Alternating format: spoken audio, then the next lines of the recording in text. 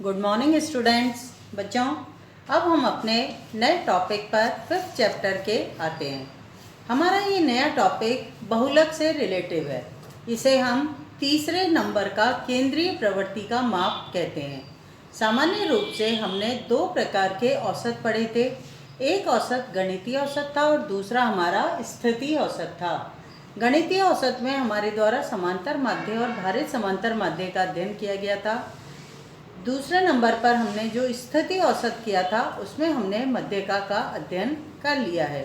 मध्यका के साथ साथ हमने चतुर्थकों के मान का भी अध्ययन कर लिया है, जिसमें हमने Q1 चतुर्थक, निम्न चतुर्थक और उच्च चतुर्थक का अध्ययन किया था।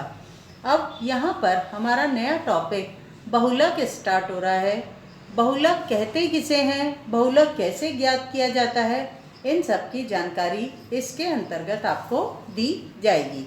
यहाँ पर हमारे चैप्टर के अंतर्गत बहुलक, जिसका दूसरा नाम भूयिष्ठ भी इसे कहा जाता है, होता है। इसे इंग्लिश में हम मोड के नाम से जानते हैं और शॉर्ट में इसको जेड से डिनोट किया जाता है।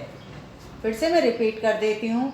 बहुलक, जिसका दूसरा नाम भूयिष्ठ भी है, इंग्लिश में इसे मोड के नाम से जानते हैं और ब्रैकेट इसे शॉर्ट में जो डिनोट किया जाता है वो जेड के माध्यम से किया जाता है। अब हम सबसे पहले ये ज्ञात करेंगे कि बहुलक होता क्या है या बहुलक कहते किसे हैं। बहुलक बच्चों, जिसकी आवर्ती सर्वाधिक हो, जो प्रचलन में हो, जिसके आगे सारे मानों का सकेंद्रण हो, उसे बहुलक कहते हैं। जो फैशन में है, जो प्रचलन में है, जिसकी आवर्ती सर्वाधिक है, वह बहुलक है। अब मैं इसको एक बार आपकी बुक से भी बताना चाहूँगी। बुक में आपके पेज नंबर 66 पर बहुलक की हेडिंग आपको मिल जाएगी। परिभाषा और जो उसकी थ्योरी है अपन वहीं से पढ़ लेते हैं। कभी कभी आपको किसी श्रृंखला से अति प्रारूपों मान अथवा उस मान को जिसके आसपास मदों का सकेंद्रीकरण होता है, अधिकतम होता है, जानने की उत्सुकता हो सकती है। उदाहरण के लिए एक विनिर्माता मतलब जिसने उत्पादक है, जो जूते के उस आकार जिसकी मांग अधिकतम होती है, या किसी खास स्टाइल की शर्ट जिसकी बहुत अधिक मांग है के बारे में जानना चाहते हैं। ऐसी स्थिति में सर्वाधिक उपयुक्त माप बहुलक होता है। बहुलक एक फ्रेंच भाषा के शब्द ला मोड से बना है या व्युत्पन्न हुआ है। ये नोट कर लेना बच्चों लाइन। बहुलक शब्द ला मोड, फ्रेंच भाषा के शब्द, फ्रेंच भाषा का शब्द ला मोड, लामोड से बना है ये मोड शब्द या बहुलक शब्द। फिर हम आगे बढ़ते हैं। से व्युत्पन्न हुआ है, जो वितरण के सर्वाधिक प्रचलित मानों का घोतक है, क्योंकि ये श्रृंखला में सबसे अधिक बार दोहराया जाता है। बहुलक सर्वाधिक प्रेक्षित आंकड़ा का मान है।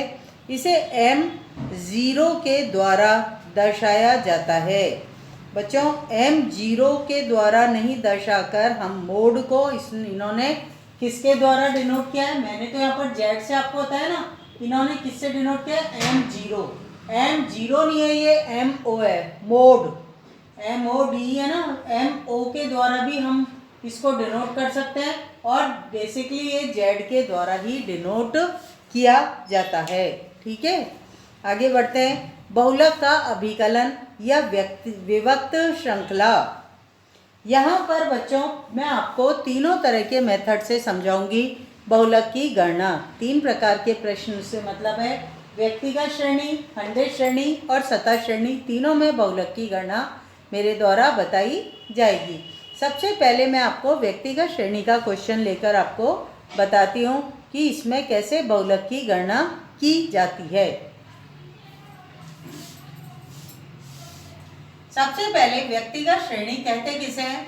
जिसमें केवल एक सूचना दी हुई होती है। एक सूचना से मतलब होता है आपके जिसमें केवल आपके मूल्यों का मान ही दिया हुआ होता है या मूल्य ही दिए होते हैं।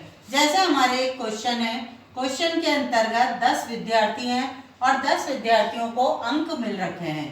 तो अंक के अंतर्गत जो मान दे रखा है वो दे रखा है 3, 2, 5, 7, 6, 5, फिर 4, फिर 3, 1, 2, 3, 4, 5, 6, 7, 8 विद्यार्थी हो गए, फिर 5 अंक, फिर 6 अंक और फिर 2, 4, 6, 8, 10 विद्यार्थी हो गए बच्चों। यहाँ पर 10 विद्यार्थियों को 10 में से ये अंक प्राप्त है। हमें इसमें बहुलक ज्ञात करना है। बहुलक ज्ञात करने के 2 मेथड होते हैं बच्चों। एक मेथड को बाय ऑब्जर्वेशन मेथड कहते हैं और दूसरे मेथड को कन्वर्ट इनटू डिस्क्रीट सीरीज या निरीक्षण विधि के माध्यम से बहुलक की गणना करना और दूसरा मेथड खंडित श्रेणी में बदलकर बहुलक की गणना करना। यहाँ पर मैं आपको दोनों मेथड की सहायता से बताऊंगी बहुलक कैसे ज्ञात किया जाएगा। देखो, यदि हम निरीक्षण विधि से करते हैं तो हम केवल अपने इस क्वेश्चन को बड़े ध्यान से देखेंगे। ध्यान से देखने पर हमारे को ये जो 5 है 3 बार रिपीट हुआ है, मतलब 5 अंक लाने वाले क्लास में 3 स्टूडेंट हैं। तो हमने कह दिया बाय ऑब्जर्वेशन मेथड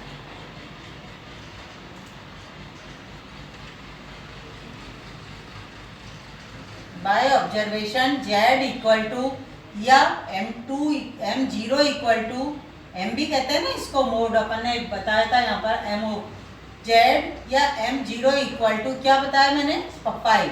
ये आपका आंसर है। ये किस मेथड से है आंसर?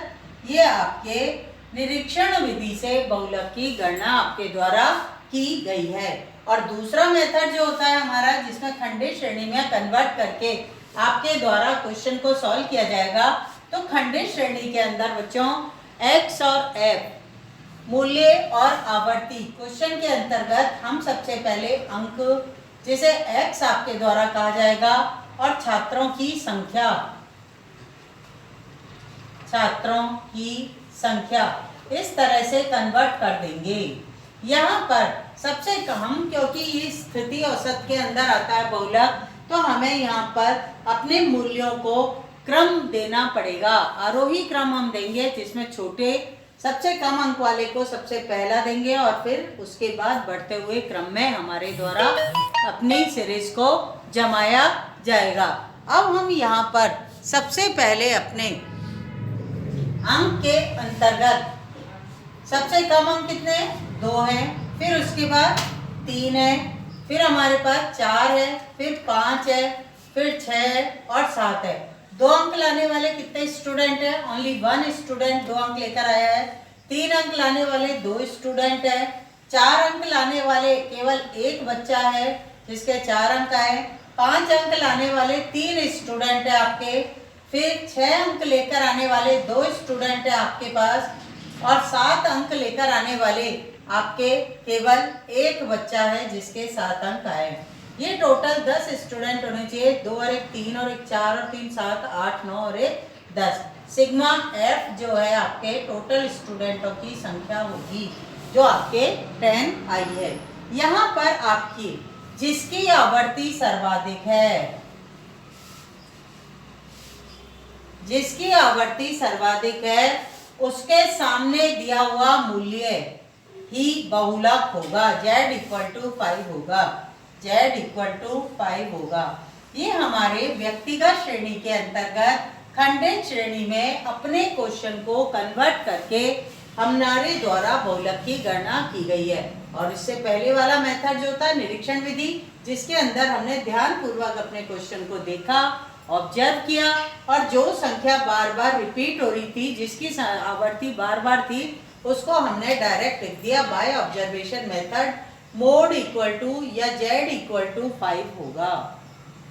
ये बच्चों व्यक्तिगत श्रेणी के अंतर्गत बहुलक ज्ञात करने का तरीका है। थैंक यू बच्चों। अब हमारे द्वारा अगले उस लेक्चर में खंडित श्रेणी के अंतर्गत आपको बहुलक की गणना बताई जाएगी।